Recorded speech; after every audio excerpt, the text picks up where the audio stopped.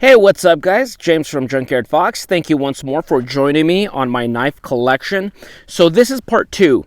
Now if you have not checked out part 1, I highly suggest you check that out first before moving on to this video. I'll have the link for that bad boy right here. And that one is for my belt knives, the cream of the crop when it comes to my most used knives and so on. This is going to be more specialty depending on the situation type of knives. But without further ado, let's get started. Okay, so that's about it for the belt knives. Let's go ahead and talk about specialty knives. So what I'm clumping in this category is neck knives, boot knives, things of that concept. So this one is my favorite of the year 2020. I've really grown to love this blade. So for those of you who don't know what this is the Exodus Adventurecraft. This was designed by Jake Peterson from the Prepper's Bunker Outdoors. And like I said, it really has quickly grown to be one of my favorite knives that I own. Now, normally it's not my style. It's a little skinny here. I'm not really a big fan of neck knives to begin with. But once I got it, it really turned out to be such a useful little blade. Now, once again, it's set up as a neck knife configuration.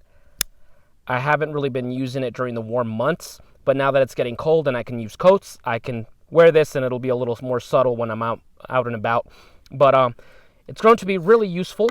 Now, a quick little tidbit of information in case you didn't know. This knife was originally made by Mineral Mountain Hatchet Knife Works, something along those lines. They're no longer making this knife. So it went now to White River, and they're making them, and it looks much better, much more like a premium. I still like this one. Check out my review if you haven't seen it. I would have to say that review is one of my favorite videos that we've filmed in the year 2020. I mean, this thing I was using just, everyday carry things, opening boxes, that kind of stuff. But it was very useful for fishing. I caught a couple of bluegill and trout, and I used this one to clean them up. And then from there, I started a fire, chopped up some veggies, so that way we can make some veggie kebabs. And then I enjoyed them. At the end of the day, I enjoyed my meal with the cold beer. I mean, that has to be the highlight of the summer for me, that video and that adventure. That might be my favorite meal of all time that I've ever had outdoors. I mean, it was just such a great little adventure, especially because, it was during the thick of the whole COVID scare and, all that stuff. So I really needed to get outdoors and, maybe I'm getting a little biased here because of memory. But honestly, I really do like this knife. 1084 high carbon. This one, the newer ones are more premium. So if you want to buy one, it's going to be a little pricier, but it's going to be an up in quality. But this one, personally speaking, natural micarta, red liners. Once again, I really love this knife. I love it so much that I'm actually considering making this my boot knife. So kind of thinking of looking around for a Kydex maker that can make this for me with something that I can attach this on my boot, and that way I always have it with me. Really love this thing. And like I said, if you haven't seen the review, check it out. One of the best Fox videos of 2020. One more Mora to show off is my Mora Classic #1. So I am a big fan of rustic look of classic things. So of course I had to have a classic Mora, just more old world. Now, this one I don't use often. Don't let that patina fool you. I very rarely use this. This one's a backup of a backup knife. But I keep it. It's more of a sentimental thing. I was dating this girl for about 5 years, and she bought this for me for my birthday once. And, it's a Mora, so it's classic. Good Scandinavian blade, very lightweight. So it's going to be great for whittling, whether you're carving a spoon or something like that, a spatula, not just for a trap.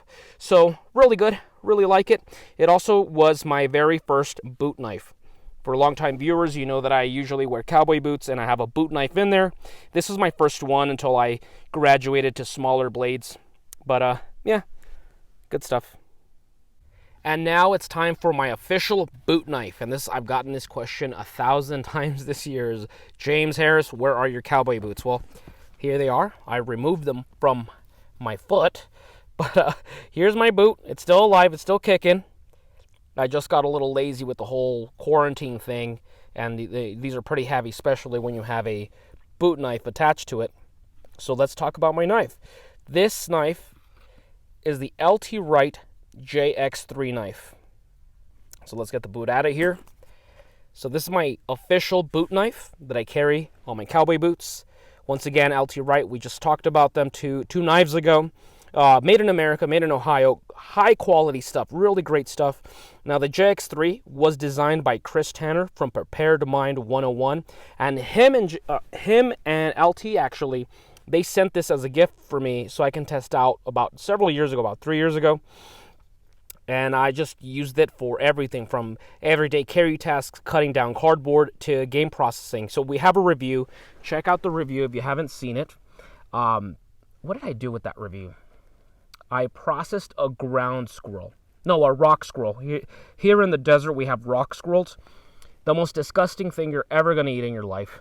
But, well, you know, I like to show game processing, especially because this was designed as a skinner by Chris Tanner. I wouldn't use this, to be honest, and I'm not trying to, you know, talk smack about Chris, but personally, I really wouldn't use this as my skinning knife. It's a little chunky, for my personal taste at least. But yeah, it handled the rock squirrel as best as it could.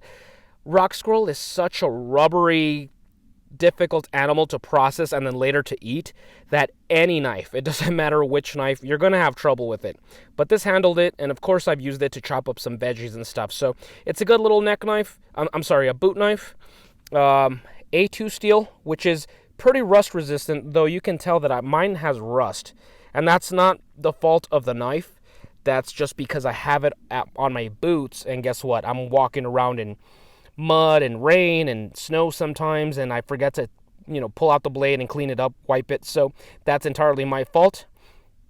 It's nothing too big, nothing too big of an issue. But yeah, natural micarta scales on here, and a good little knife. Like I said, this has been my boot knife for several years now. I'm honestly tempted to remove this one from my boots, and like I said, add something like this. Something just lighter, thinner, you know, that'll fit on my leg. So something like that. But if I could find something like this in more like a stainless type steel, so I don't have to worry about stuff like this, I'll probably do that. But check out this review if you haven't. Once again, it's a really high quality blade. Yeah, and I've carried it for going on 4 years now. So moving on to this next knife. Now this is another gift from a viewer. So this was made by James Hyde. James Hyde, if you're watching, howdy buddy, tell your family I said hello. And this was a gift from him. I'm very grateful. Now the sheath was made by Cuervo for it, but let's put this aside. This is a small Green River Beartooth. Now you can buy a Beartooth fairly cheaply for about 25 bucks online. This one was pimped out. Now James Hyde himself modified it with these handles, because normally you get like little stock wooden handles. This one has micarta. I'm not sure what you would call this micarta. It looks like snakeskin micarta. I could be mistaken, but it looks like some kind of like a boa constrictor, some kind of python. You know, when you look at like the Amazon rainforest type documentaries and you see some kind of a python there, or like in India or something. So really cool looking blade, really cool looking handles, blood red liners. And I wouldn't necessarily consider this a neck knife. It's a little too big for it, at least for me. Once again, I'm not necessarily a neck knife kind of guy, but I would consider it something more like a paring knife or something like a patch knife, where you would just carry this in your haversack as a backup blade. And this knife I've used several times this year. I hunted some bullfrogs this summer, and this knife helped me just process them, and then we cooked them right up. And then later on, I caught a rattlesnake. And not only did I make a catch and cook rattlesnake video, but I went full on Big Boss from Metal Gear Solid. And I dressed up as the character of Big Boss, and this was the knife that he carried on him. And of course, I skinned the rattlesnake with that as well. So it's a great little skinner knife. Very old world looking, very thin. I mean, even for my standards, this is a thin blade. So let me just show you. Let me break out the snake eater. And look how thinner this blade is. Not by a lot, but it's considerable. So yeah, very thin blade. It's going to be great for processing food or game. And I really love it. So, James Hyde, if you're watching, I'm very thankful, buddy. I really like this little knife. I will probably get a different type of sheath. I would probably be tempted to make this my boot knife as well. So, if you're watching, guys, chime on down below. What would you think would be a better boot knife for me? Either this one, the Beartooth, or the Exodus Adventurecraft. They each have their own strengths, but they're both great blades. Okay, next, I'm going to be very quick because I know nobody cares about this anyway, but it still constitutes as specialty knives. So, my Marttiini fishing knife, Rapala. Not sure what kind of steel this is. I bought this at Walmart.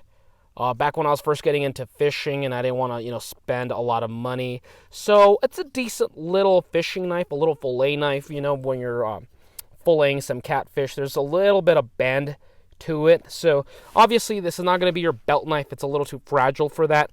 But it's great, once again, for filleting or cutting up meat and that kind of stuff, game processing if you wanted to.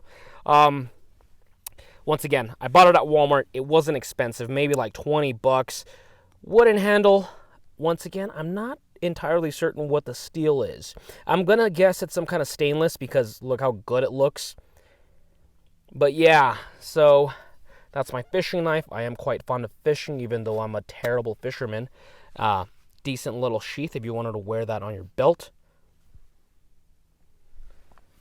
And while we're on the subject of fishing knives or filleting knives, we got the Mora one.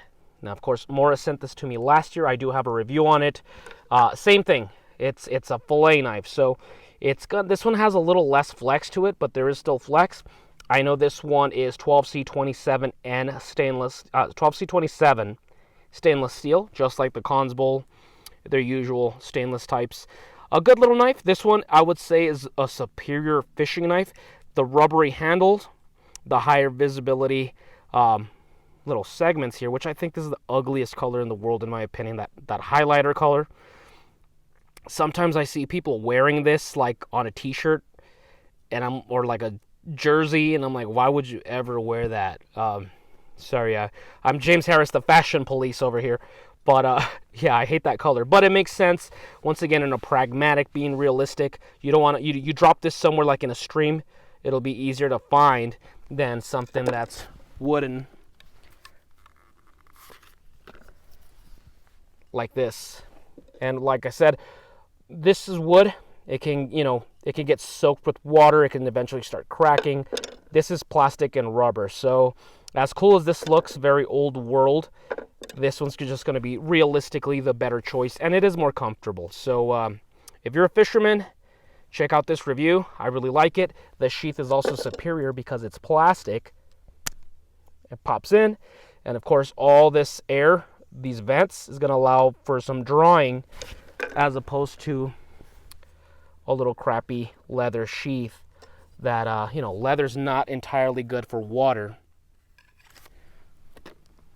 So when it comes to my favorite fillet knife, this is going to be it. Okay, so let's get to the beater knife category. So this is my least favorite category. These are the big, brawly, dumb knives that you would use during a zombie apocalypse to cut through a zombie's skull or, break down a door, a wooden door, something like that. Like I said, I'm not a really big fan of these Rambo-style knives, but it makes sense to have them. So you have a knife that you're not worried about injuring or destroying while you still take care of your more specialized, precious type tools. So the first one is the Morakniv Pathfinder. Now, this knife was one of the first knives I ever got. I was really impressionable when the first review by Dave Canterbury came out, and it's a great knife. It really is. It has the handle of the Bushcraft Black. Very rubbery, very comfortable. I no longer have the Bushcraft Black. I gave it to Cuervo as a gift a long time ago. This one, what it does is it brings, the Bushcraft Black is about this long, the blade. This one brings it out an extra 1.5 inches, I want to say, almost 2 inches. So it's more like a butcher knife type design. Now mine is a little different, if you haven't noticed, is it's not a true Scandinavian. This is a Scandivex, and this is the ugliest Scandivex ever. So once again, I got this knife when I was a rookie at all this stuff, and one day a buddy of mine, he asked, hey, I bought a couple of rabbits for my daughters for Easter. It's already been past Easter, a couple months. They're big, they're crapping everywhere in the yard. Do you want to, butcher them and we can cook them up and have some beers? And I said, yeah, sure. So I go to his yard, I butcher the rabbits, I'm taking care of them, I'm breaking them down, and in my infinite wisdom, I decide to baton through like one of their legs, or through the neck or something. We're on cement on the other side. It's like a cheap little plastic thing that I'm using, a lid of like a some kind of storage box. I baton through it. It went through into the concrete and it warped the blade severely. It didn't chip it, but it was like this little waviness to it. I was heartbroken. So I ate that rabbit in just absolute pain.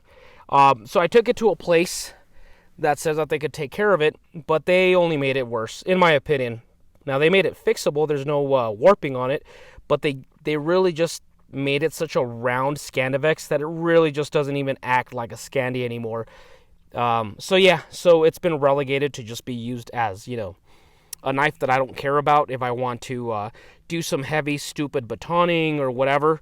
High carbon steel, as you can tell, I've practiced a lot of my flint and steel fires on it. Once again, a dumb, burly knife, and a learning lesson for me there.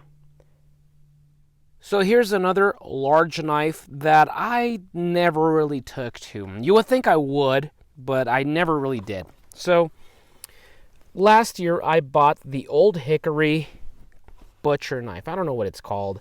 Everybody and their mother has a video on how this is a great knife for like budget-friendly options and customization and all that. And I don't disagree with that. I really don't. It just never really took off with me.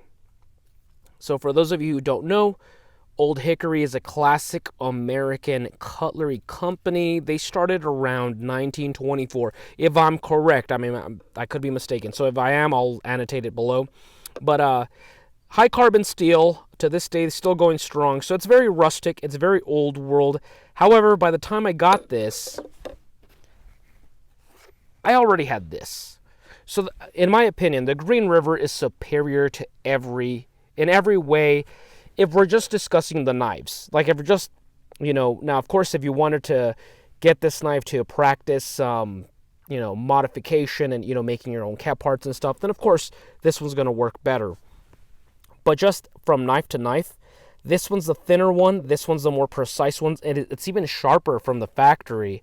So I like a Green River better. Plus it's older, 1834, 1924. So I don't know. I haven't really used it. Now you see some wear there on the blade. I'm going to just say that that's just from neglect on my behalf because I never really used it. So let me know. In case I'm mistaken, in case I'm, jumping the gun on this one, let me know what you like about it and how I can test it out. I am entertaining of idea of making like a head-to-head battle, like Battle of the Classics with these two. But just spoiler alert, I really, really love this knife. So for you to defeat this knife, it's going to take a lot. So far, it's not looking like I would prefer that one over this one. But let me know. Okay, and now for the oldest knife in my collection. This is the Kabar fighting knife knockoff from BudK.com. So, like I said, this is the oldest knife I own. When I was first getting into all the survival stuff back in late 2012, early 2013, I didn't know anything about knives, right? So, I was largely informed by pop culture, movies, video games. I also really like history, but I tended to focus more on World War II and that kind of stuff. So I had no clue about Scandinavian knives and the woodsman, type knives, butcher knives. So I got this. I was also very broke at the time. So this is once again a knockoff. This was like $25. I used this for about 2 weeks And then I replaced it right away with the Mora Companion once I found out about Moras, because this thing is just bulky, it's heavy, it's uncomfortable in the hand. So it's just cheap. So you don't really see this knife. It's not really my style, but I still have it. I keep it in my truck for those brute, stupid tasks that I would never use my belt knives for. If I chip this, if I break this, I'm not going to cry about it. But it is still holding on pretty strong. So it has a 90-degree spine, a decent one. It's not very sharp, but I should sharpen it up. It is a saber grind, and then it has a pommel. Like I said before, I really like pommels on knives. Like I said also, you don't really see this knife too often. Not my usual style. Though I did show it off in a 3-knife tag earlier this year, and one of the things was that it had to be, you know, your first knife, and then your modern knife, and the knife you were eyeing. So I did talk about this one as my first knife, and then it also came out in my recent Catch and Cook Rattlesnake video. I dressed up as the character of Snake, also known as Big Boss from Metal Gear Solid 3, and he has a knife like this on his sheath, and I used it to baton the head of the rattlesnake. So, yeah, a little bit of Junkyard Fox history here, though it's not my preferred type of blade. Now let's get to the fun stuff, the knives you have never seen on my YouTube channel.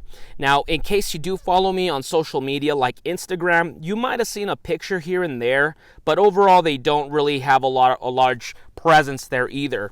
So here's the first one. This is the Ontario Knife Company. I'm not sure what this one was called. Camp Knife, I believe. I'll annotate down below what it's called. But yeah, very classic, very simplistic type of knife. So we just spoke about old hickory knives not too long ago, and you know, their long history. Also, you see a ton of videos on YouTube of people that get their old hickory butcher knives and they'll mod them. They'll make them into something more of like a bushcraft type knife or whatever. And old hickory is not stupid. You know, they wanted to tap into that market, and they have a right to. That's pretty smart on their behalf. So they decided to make a line of knives that is more in line for the outdoorsman, for the hunter. And this is one of them. I mean, obviously you can tell it has a strong Kephart influence with the spear point blade. You know, it has the wooden handles, very simplistic. So if you want a knife that's very rustic looking, very traditional, but you don't want to drop $200 on an LT Wright knife, this is a good one for you. I'll admit I have not used this knife often. As you can tell, there is a little bit of patina on the blade. I have used it in the kitchen, though I have not used it very much outdoors. This was donated to me by a Patreon. And check out the sheath. The sheath is okay. Leather sheath, belt loop. So let me know, how would you guys like to see me test this blade out? I'm not going to have time this year, but once about, early next year, about springtime, I'll have, time and testing enough where I'm comfortable making a video on it. So let me know, what would you like to see me do with this blade right here? A very budget-friendly Kephart style knife. So chime on down below. Up next is another Woody Smith design. He's the same maker that made my Snake Eater. And this is one of his original designs. He calls this one the Woodler. And as you can see, this is a small knife dedicated for that wood carving task. So if you're going to be sitting around the fire and you're going to be carving notches to make into a figure 4 deadfall trap, if you're carving a spatula, a spoon, you're going to be working on bow drills, this is a perfect knife for that. You can see it also has a spear point type blade shape. It has a Scandinavian grind on it. Check out this micarta. I believe he called it like jean micarta. Look at these liners. Really interesting. 1/8 inch thick, AEBL steel. I'll admit I have never used this knife. So once again, that's another idea you guys can throw in down below. What would you like to see me do with it when I test it? I'm a little busy this year with the Snake Eater and all that stuff, so I haven't really had time to play with new knives. But of course, next year I'll have more time. So let me know, how would you like to see me using this one? Because yeah, very comfortable handle. And yeah, I really like Woody Smith's work. Great guy. So check him out once again if you haven't. All right, so here is another beauty for you guys. Look at this right here. That is awesome. Once again, if you have Instagram, I'll have the link below to this maker. He goes under Menchacasensei on Instagram. His company is called Texas Sage Forge. So what this gentleman does is he'll repurpose old pieces of metal from a file or something like that, and he gives them a new lease on life. He'll turn them, forge them into blades. Now, he focuses more on chef-type knives. So you don't really see a lot of, like, Bushcraft-style knives. But, yeah, I mean, look at this. Look how beautiful this is. You guys know I love cooking. So they're more focused. His type of knives are more focused towards, chopping up veggies, cutting up meat, that kind of stuff for the kitchen. Barbecue stuff. I mean, but look at just the level of detail. The quality is just outstanding. The forge marks. So yeah, this is something more like a chef knife. And you guys, like I said, you guys know me. I love cooking. So here's another one for you guys. Let me know, what would you like to do, to see me do with this knife? I haven't used it a lot. I've used it a little bit. But it's a really good knife. I really do want to make a video on it. I'm thinking something along the lines of like barbecue. He's a Texan. I'm a Texan. We love barbecue. So, well, I'm thinking something along those lines, or maybe a brisket, something really good, So let me know. He also made a small sheath for it. I really like the sheath. Very old world. So I like that. It just has this rustic, cool look to it. So once again, be sure to give him a follow. I'll have the link below. So moving on back to something a little bit more traditional in terms of bushcraft. Check this blade out. This one's made by Blackfeather Knives. This one's called the Blacklore. So as you can tell, it's a very Woodler inspired design with the Coke bottle handles, the spear point blade with the Scandinavian grind.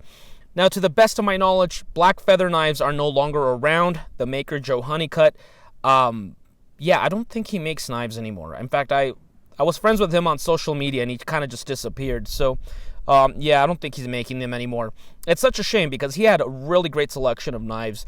The fit and finish, the quality was just exceptional. So, this one's something of a rare thing because it's no longer made.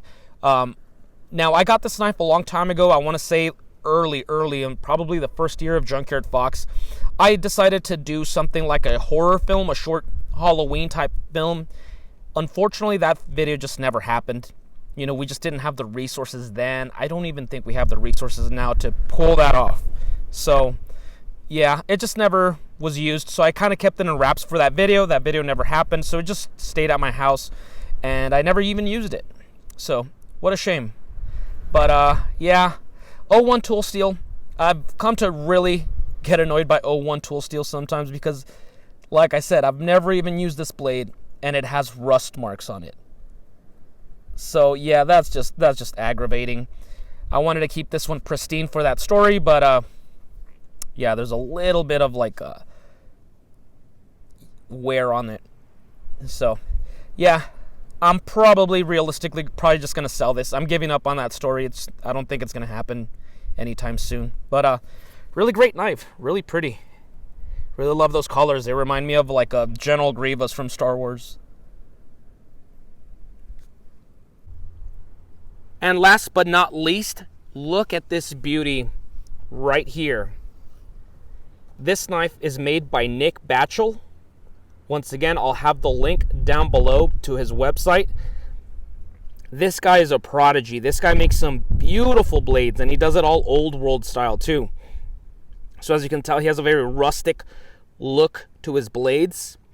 I mean, works of art. This thing is beautiful. And he's like 23, 24. He's a youngster. So, very talented. So, funny story about this knife is I actually ordered it from him around summertime. I was looking for a maker for a snake eater knife at the time before I had found Woody Smith. And I approached him. I liked his work. But I quickly realized his work was not what I was looking for the snake eater. The snake eater is far more modern and experimental.